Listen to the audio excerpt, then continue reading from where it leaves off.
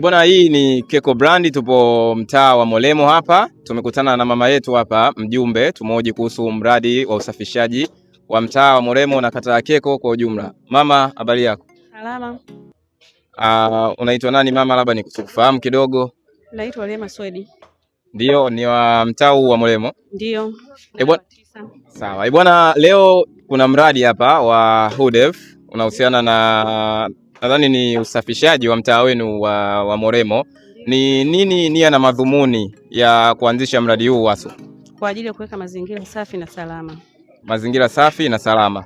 Na vipi, kuna sheria zozote ambazo zimeandaliwa kwa mtu ambaye atakiuka amri na masharti ya utunzaji wa mazingira? Waga tuna sheria, mtu ambaye anachafua mazingira anakuja kukamatwa na kupelekwa ofisini. Sasa hapa kipindi ninafuatilia mkutano, kuna jambo ambalo nilisikia, kuna uelekezaji wa mabomba yanatoka majumbani wanaelekeza kwenye mitaro.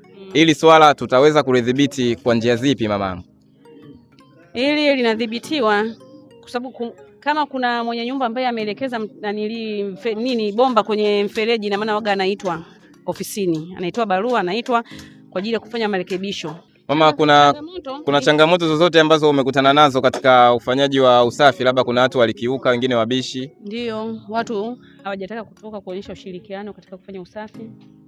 Wengine wanadai kwamba hawajui na kati tangazo limepita. Ni kama wiki sasa.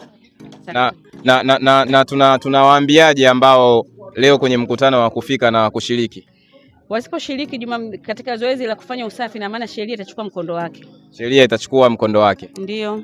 Basi mama, mimi niseme asante kwa muda wako na asante pia kwa mahojiano. Asante. Asante. Kama unahitaji jambo lako lifike mbali zaidi, basi unachotakiwa kufanya ni kulileta kwenye mikono salama. Keko Brand. Ile siku ya kwanza pale.